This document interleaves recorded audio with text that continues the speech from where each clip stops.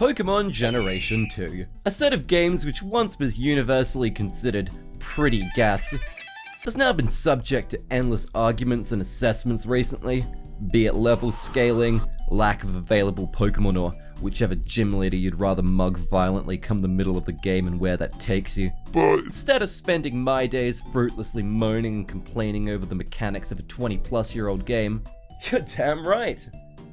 I'm gonna moan and complain about its story instead. And also, attempt to fix it, because out of almost any Pokemon game in the series, I feel that this is the generation which doesn't go nearly far enough with its ideas, its characters, or just what it's attempting to do. Alright, so let's see what we're working with here.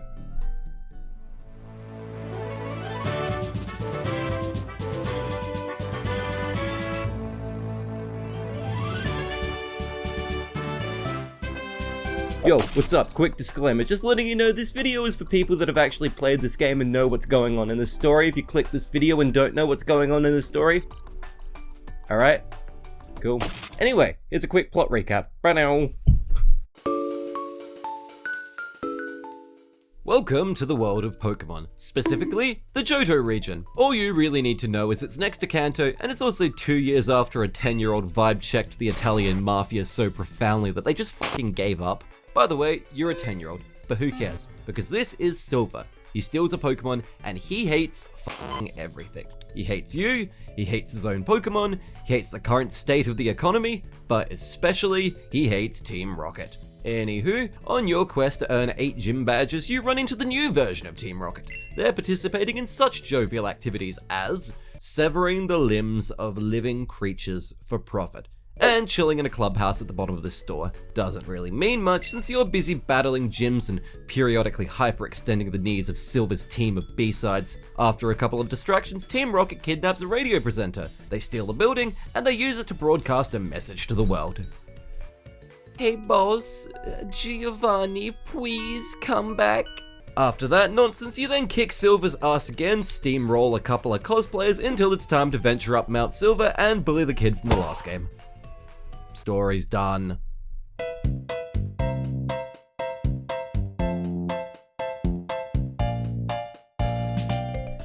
Now this Pokemon generation in particular has always been very confounding to me, because for as many moving parts as these games feature, they all feel extremely disparate. Because instead of experiencing a story where each part logically builds onto itself, I feel like what we're getting instead is a bunch of disconnected little snippets of stories that sort of maybe kinda connect. I mean really, Team Rocket stealing slowpoke tails has nothing to do with them pissing off the Magikarp and Gyarados in the Lake of Rage, which not only goes nowhere, but has very little to do with them kidnapping a fucking BBC radio presenter besides one throwaway line of dialogue about them maybe controlling Pokemon 10 minutes before the saga just kinda ends.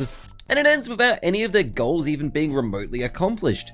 Giovanni doesn't even send a face snap in response to this, let alone having the actual decency to just show up. Team Rocket literally spends the entire game completing side quests and talking mad shit about how they're back for realsies this time, only to get dispatched instantly because their plans have the structural integrity of half a Jenga tower placed on a fucking fault line. Also, Archer. Who is Archer? Who is he? He's nobody. He's nobody. Hell, we don't even know he exists until 1 minute before he fights us. He literally just looks like a yuppie with a dead trim who slobbers for his boss. We know nothing about him before he shows up, and nothing about him after. And also, speaking of characters, look at Silver. He goes on and on about Team Rocket being a bunch of cowards, but then he shows up to the radio tower only to fuck off instantly because, I don't know, it's past his bedtime or something.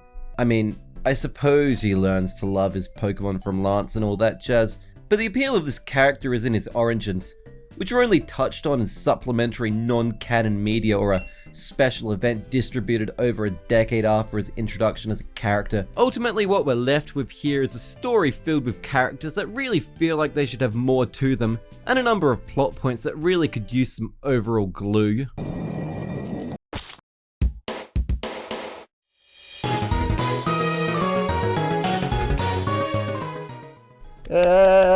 Connect the dots, okay? Team Rocket is attempting to return to their former state of glory. That needs to be the name of the game here, and everything they do should be in direct service of that. What needs to be done here is each of the major Team Rocket encounters needs to be tweaked slightly, so that not only Team Rocket comes across as a more believable and compelling band of jerks, but also so that our side characters, especially Silver, have more to do. Let's begin with Slowpoke Well. Team Rocket is harvesting tails for a reason. Doesn't need to be explicit, but what they're doing is gathering resources because they're back and they have got plans. Let's also let Admin Proton kick Kurt's ass here, okay? Because to be perfectly honest, this never made sense to me. If you're 60 and you fall down this well, you should be fucking dead, okay? But what we've got here is Proton being a scary arsehole, Team Rocket doing things for some perceived purpose, and to top this off, let's have Silver show up looking for Team Rocket, and upon learning that they've already pissed off, he has a tantrum and fights you instead. Simple stuff so far, but who cares? What I'd really like to change is the Lake of Rage encounter.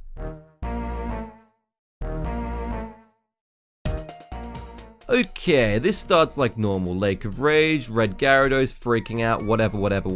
But When you and Lance show up to the souvenir shop to investigate, Silver has already gotten there first. But when you dig deeper, you find that he has already been defeated. By who? None other than Admin Archer. And he's a scary dude, okay? He f***ed up a strong trainer like Silver, so best believe he's tough shit. Not only are we introducing him earlier to add some credibility to his leadership, but let's take the time to address Silver's origins. Archer reveals that Silver was once the rightful heir to Team Rocket. And that's right, he's Giovanni's son. And you know what? Archer hates Silver for that. But right now, we now know why Silver hates Team Rocket. And for good measure, after this we can have Lance do his whole, "Oh, Silver, you lost because you left your Pokemon in a hot car and you should love them more" type of speech as well. We can keep that in. Before the final encounter, let's go over what I've set up here, okay? Team Rocket has acquired the means to their evil by selling Slowpoke tails, by stealing Pokemon, and just generally being a bunch of fucking scoundrels, okay? Not only now are they more believable and consistent as a villainous group, but they also have a little bit more muscle, so they don't suck as much. So now there's some actual urgency with what you're trying to do here. Now, for the radio tower, for the climax. Let's keep this pretty much the same for the most part, minus fighting Silver in the basement. You fight your way up like normal, but when you reach the top, you're not just met with Archer. no. Giovanni is back, and the pair of them would rather leave you chopped up in several dumpsters than fight you one-on-one fair and square. And you know, just about now things seem pretty hopeless, and it would be if Silver didn't show up. Yeah boy, that's right. Final boss, not a single battle, but a double battle. It's you and Silver versus Archer and Giovanni. This is where I'd reveal that Silver's Golbat has also finally evolved into a Crobat. He's come full circle, and he succeeds because he's not like his dad. He can change, and he can grow. And Giovanni loses because he's always stuck in his old and violent ways. And after, I don't know, Archer gets pushed off a building, I don't really care what happens to him after. I just honestly wanted to complete Silver's arc. Well then, that wasn't that hard, was it? With these simple changes, we've got a villainous team that's more threatening, more consistent, more compelling, and actually just gets shit done. We've got a group of side characters that not only have more to do, but they have clearer goals, clearer origins, and they change throughout the course of the story. I'm looking at you, Silver. And while it really isn't much, we're also left with a semi-bit of a moral here. Team Rocket fails because they haven't grown. They ain't done shit, they just showed up twice and expected themselves to win. But you won via the power of friendship, and I know that's corny as shit, but like, that's still a better moral at the end of the day than Archer just being like, "Oh my god, how could I lose? I attempted to take over the world with an unevolved coughing and an unevolved Houndour. Gosh darn, I thought I was invincible." God, Archer f***ing sucks, dude. God, he sucks. That's bullshit, man. Anyway, subscribe.